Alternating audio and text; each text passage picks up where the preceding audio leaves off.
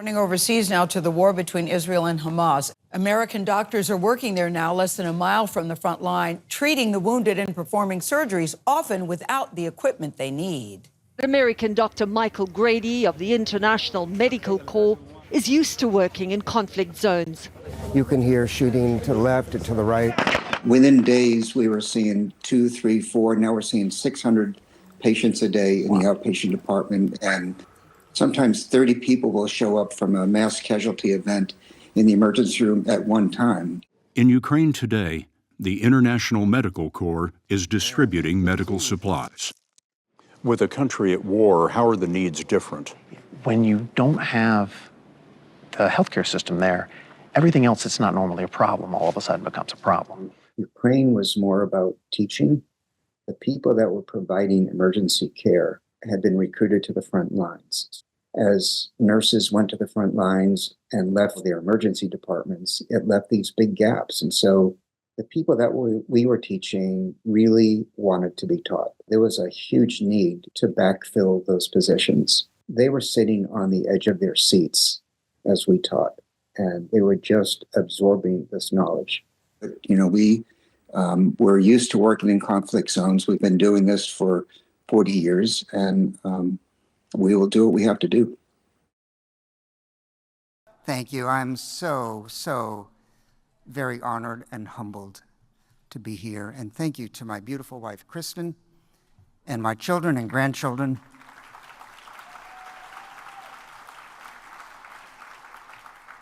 Who really tolerate my itch to do what it is that I love to do. I'd like to begin by accepting this award on behalf of the hundreds of volunteers and thousands of International Medical Corps employees who serve on the front lines around the world each and every day. You are the very best humanity has to offer. My work would simply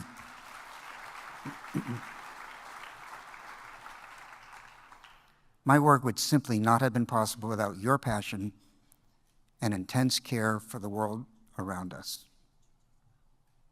This award is as much yours as it is mine. Shortly after the outbreak of war in Ukraine, I was asked to travel there as part of a large team tasked with providing trauma training to civilians and to first responders. Our goal was to backfill a health system decimated by war and leave our students with the tools to train others. I carry memories of a day of intense fighting in Zaporizhia. We were just miles from the front lines. The air raid sirens were interrupted only by the sound of distant bomb blasts. We had to decide whether to continue training medics or to relent in the face of danger. Without a second thought, our team and students packed up the mannequins, the chest tubes, the tourniquets, and finished our class in a bomb shelter. Each and every person we trained that day went on to make a difference. It was then and there that I knew I was in the right place with the right people. In January of this year, International Medical Corps invited me to Gaza to treat patients and organize our field hospital's trauma tent. On our first day, we saw 50 patients in the emergency department. Some had serious injuries, others minor wounds, some we could only comfort. We were a team with severely limited resources, working in unthinkable conditions. It took all we could muster not to give in to the shock of what we were seeing. But we made it through and knew there was more to come. Not 24 hours later, our hospital was at the epicenter of a mass casualty event that brought 39 civilians through our front door, all at one time. Broken bones, severe lacerations, penetrating chest trauma. Our facility became so stretched that we began treating patients on the floor of the pharmacy tent. Amidst the noise of war, we quietly got on with our work. Every single patient survived that day.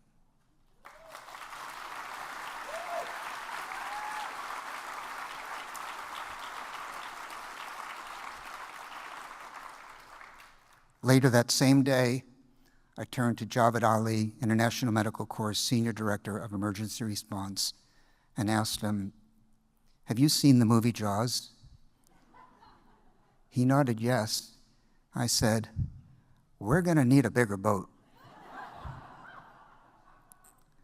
Without a beat, he replied, "We're getting you a bigger boat." On that day, just 9 months ago, we had a field hospital of 50 beds. Today, we have 2 fully functioning field hospitals with more than 250 beds.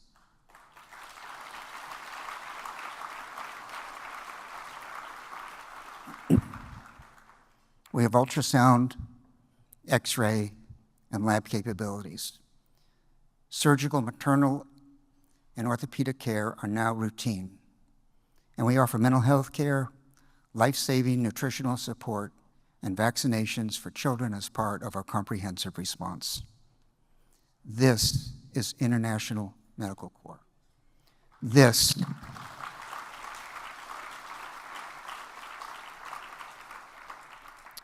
in this room is International Medical Corps. You in this room are part of an organization that is capable of mobilizing massive amounts of material resources and incredible human talent to help people caught in the most unimaginable situation. I know this to be true, and I have seen it in my very own backyard in Asheville, North Carolina, as we respond around the clock to the devastation caused by Hurricane Helene. So thank you for this incredible honor, but thank you more for the privilege of allowing me to stand alongside and work with such inspiring and brilliant individuals. There is more to do. We will need bigger boats.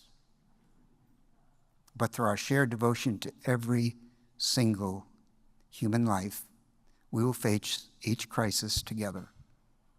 On behalf of the entire International Medical Corps team, let me close by saying, we are ready, we are able, no matter where, no matter what, no matter when, our bags are packed. Thank you.